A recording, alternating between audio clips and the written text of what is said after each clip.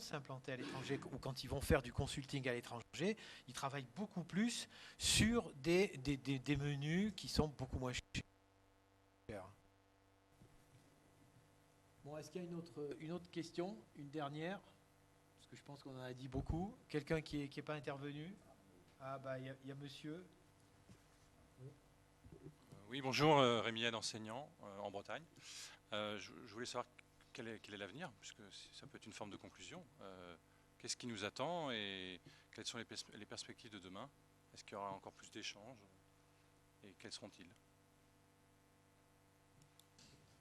Lire le futur, ça peut se faire qu'en regardant le passé et le présent. La tendance aujourd'hui, donc si elle se continue, c'est un métissage, mais il faut, si on prend une première approche dans les années 70, début des années 80, une première approche d'élargissement international de la cuisine française. L'exotisme, bon, ça a été toute cette période-là. Et puis, il y a eu un fort retour inverse qui a été la cuisine terroir, le néo-terroir. Bon, c'est Michel Bras, de Michel Bras à Régis Marcon en passant par Vera. Donc, un retour sur les sources profondes de la cuisine française réinterprétée. Et à mon avis, à ce moment-là, la cuisine française à l'étranger a été beaucoup moins lisible.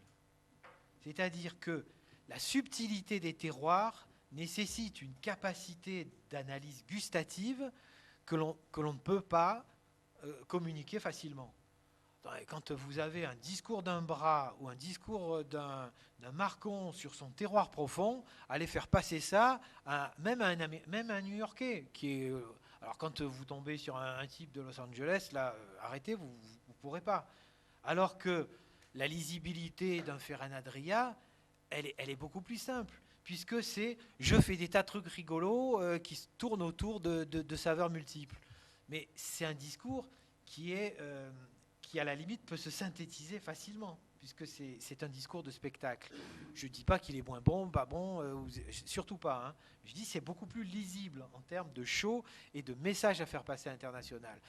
Le néo-terroir, ça a été un énorme approfondissement de la cuisine, une très belle recherche de nos origines et justement un travail de conservation et de modernisation du patrimoine exceptionnel. Mais alors ça a été, sur le plan du marketing international, un suicide collectif total de la cuisine française. Aller faire comprendre les subtilités d'un Dutournier à des gens qui ne connaissent pas la France, c'est râpé d'avance. Avec la cuisine tendance et la cuisine fusion telle que vue par les Français, on a un retour sur la scène internationale parce qu'on est plus simple, on est plus lisible.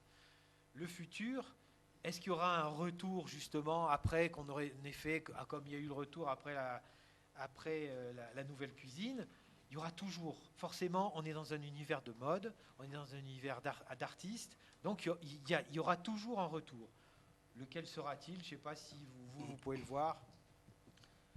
Par rapport à votre question, monsieur, je voudrais vous poser une question. Quel est l'avenir, ça? Vous êtes professeur de cuisine, c'est ça que j'ai compris?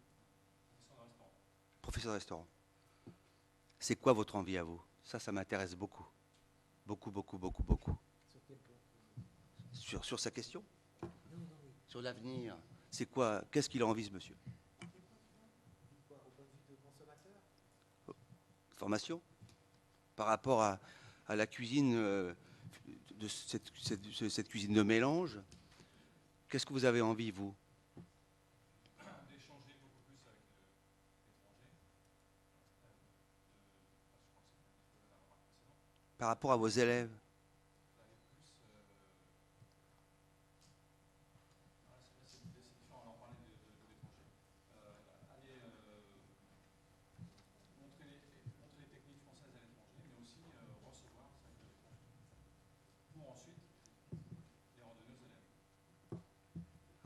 Enlever la quiche Lorraine, alors peut-être.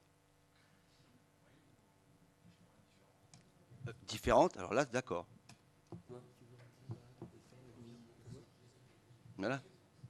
J'aimerais bien qu'à la question comment on voit l'avenir, William, qui est le plus jeune de nous, parce que nous, l'avenir, ça sera la retraite, mais...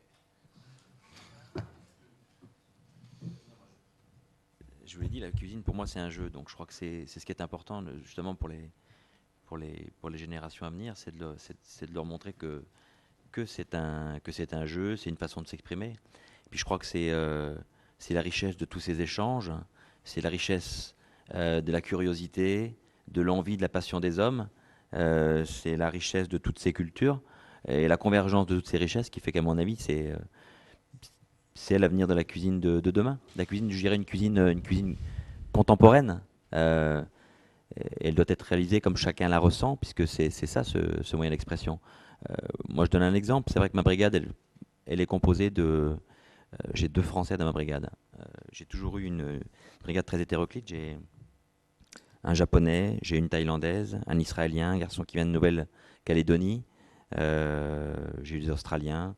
Et je trouve que quand je prends par exemple un cuisinier japonais, ça ne m'intéresse pas qu'il ait appris la cuisine française. Ce qui m'intéresse, c'est qu'il vienne avec sa culture de chez lui et qu'il ait déjà 5 ans de métier dans son pays. Et ensuite, il se passe un véritable échange. Et c'est toute cette richesse-là qui, à mon avis, fera la cuisine de demain. Parce que les gens voyagent, les gens ont des sensibilités. Nous, on cuisine avec des humeurs. N'oubliez jamais que les clients consomment avec des humeurs. On parlait tout à l'heure de restaurants qui sont concurrents. Non, les restaurants sont compléments. Je veux dire, un jour, on a envie de manger de telle manière, un autre jour de telle manière. Il n'est pas inconcevable qu'un jour, on a envie de manger très rapidement sur le pouce quelque chose de bon dans la rue. Et puis le lendemain, de passer 2 heures à table dans un autre endroit complètement décalé. Moi, je pense qu'au niveau de la cuisine, bon, on est dans un système, et on ne pourra pas aller contre un système de mondialisation, donc il va falloir continuer à exister avec notre propre cuisine, nos racines et notre personnalité, et garder cette notion de cuisine française. C'est important de pouvoir continuer à transmettre une tradition culinaire aux générations qui viennent derrière. Il y a un phénomène aujourd'hui de mode dans notre profession, et on l'a vu avec tout ce phénomène très créatif en Espagne, dont on parle encore beaucoup aujourd'hui, où il y a un chef qui à un moment a fait une cuisine très personnelle, très créative, où il y a énormément de chefs qui se sont engouffrés dans cette voie. Et aujourd'hui, on se rend compte que si on ne fait pas de la gelée ou de la cuisine au shaker, on n'est pas dans le coup. Donc ça, il faut faire attention aussi à ce phénomène de mode. Parce qu'à un moment, on perd ses racines, on perd sa personnalité. Et aujourd'hui, moi qui voyage beaucoup, des fois, j'ai l'impression que quand je mange une cuisine, je ne sais pas où je suis. Et pour moi, j'ai envie, quand je mange une cuisine, c'est de savoir où je suis. J'ai envie de déguster des vins locaux, j'ai envie de déguster des produits qui ont été cultivés autour du restaurant ou dans la région du restaurant, et j'ai envie d'avoir mes repères. Et souvent, il y a une perte de repères dans la cuisine. Et je pense que petit à petit, on va revenir de plus en plus vers une cuisine créative, mais qui va être basée sur des racines. Et je pense que c'est ça l'avenir de la cuisine pour moi. Là, je crois que c'est tout à fait le mot de la fin. Et je vous remercie de votre attention.